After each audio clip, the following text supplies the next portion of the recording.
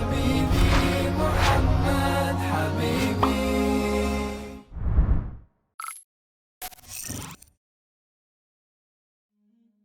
أعوذ بالله السميع العليم من الشيطان الرجيم. بسم الله الرحمن الرحيم. الحمد لله وكفى، وصلاة وسلام على عباده الذين اصطفى، وعلى آله وصحبه وسلم تسليما كثيرا.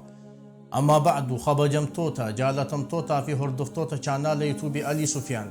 السلام عليكم ورحمة الله وبركاته. هند خيسا بك جرتنيتي نجين يا ربي، رحمن يا ربي، جاللتي رب العزة والجلال سنرتي هاجراته.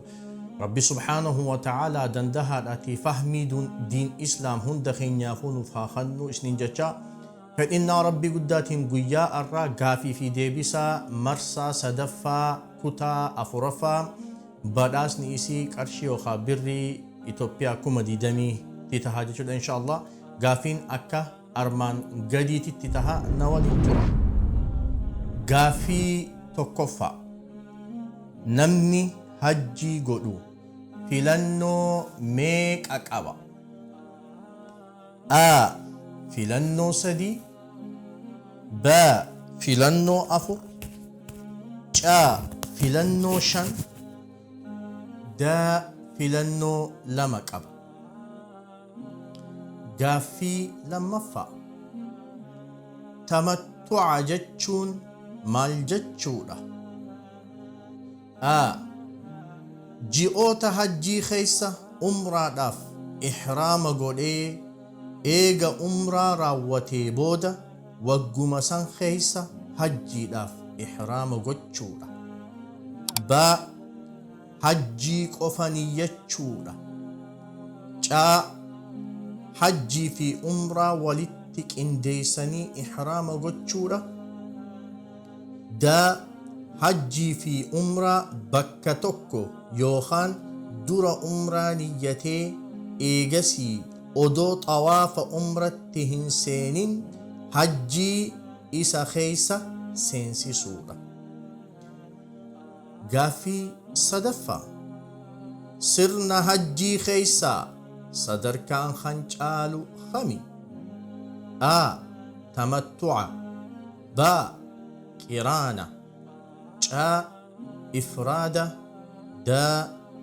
miiqaata. Gaaffii afuraffaa. namni utubaalee hajjii keessaa tokko dhiise dhiigaan yookiin qalmaan bakka buufama?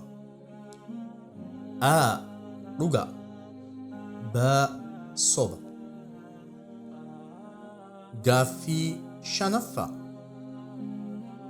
namni hajjiin waajiba itti ta'ee odoo hin godhin du'e horii inni dhiisee du'e irraa hajjii gochuudhaaf kan gahu irraa fuudhamee namni iddoo buufamee hajjii godhaafi?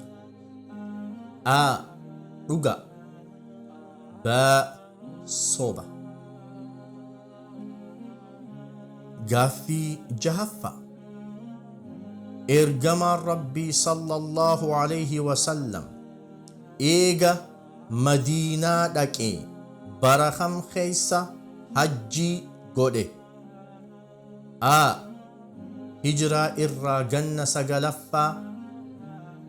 B. hijiraa irraa ganna 8ffaa. C. hijiraa irraa ganna 10ffaa. D. hijiraa irraa ganna 11ffaa. Gaaffii torbaffaa. namni ihraama qabu yoo maal godhee hajjii fi umraan isaa baddi? yoo maal godhe hajjii fi umraan isaa baddi? A. rifeensa haaddachuu. B. qeensa qorachuu. C. qunnamtii saalaa raawwachuu. D. shittoo dibachuu. Gaaffii 8ffaa.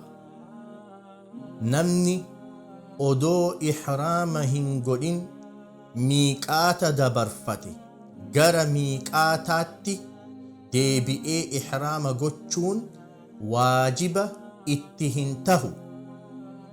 A. Dhuga. B. Soba. Gaaffii sagalaffaa. Hajjiin dirqama yookaan fardii kan tahe yoomi? A. Hijiraa irraa ganna sagalaffaa.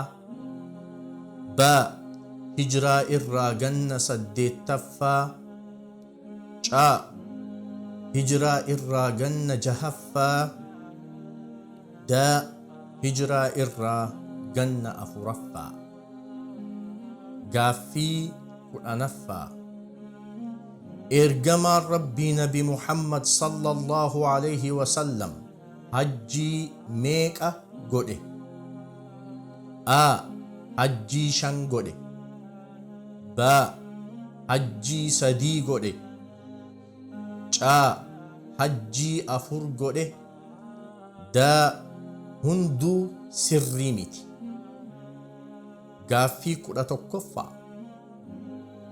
Ergamaan Rabbii Nabi Muhammad sallallahu alayhi wa sallam umraa meeqa godhe? A. Umraa 2 godhe. B.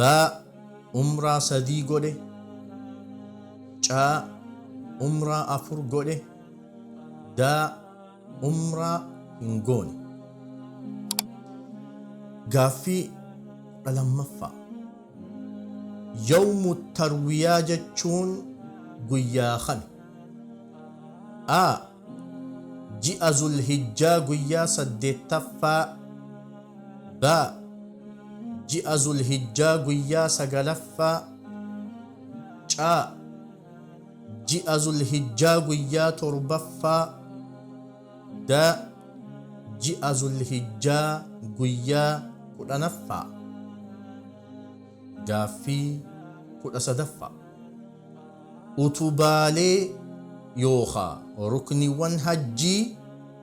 rukniiwwan hajjii maal faadha? A. Ihraama yookaan niyyaa sirna hajjii keeysa seenu gochuu. B. Arafa dhaabbachuu. C. Xawaafa ziyaaraa yookiin ifaadaa gochuu. D. Sa'yii hajjii raawwachuu. E. Hundi sirriidha. Gaaffii 14ffaa. Hajjiin Arafaadha. A. Dhuga. B. Soba. Gaaffii 15ffaa fi kan xumuraa.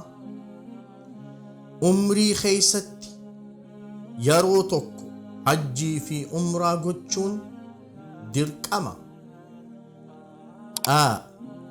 Dhuga. B. Soba. Gaaffiin keenya marsaa 3ffaa kutaa 4ffaan kana fakkaata. Hubachiisa. Yeroon gaaffii fi deebisaa kanaaf kenname sa'aatii 6 qofa. Sa'aatii 6 booda gaaffichi kan kaafamu ta'uu asumaan kabajaa fi jaalalaan isin hubachiisuu barbaanna. Chaanaal YouTube keenya subscribe godhuudhaaf as tuqaa. Viidiyoo dabare yoo ilaaluu barbaaddan ammoo as tuqaa. Gaaffii fi deebisaa marsaa 3ffaa kutaa 5ffaadhaan hanga wal arginu. Nagaan nuuf turaa. Carraa gaarii isiniif hawwa. Assalaamu alaykum wa rahmatullahi wa barakaatuh.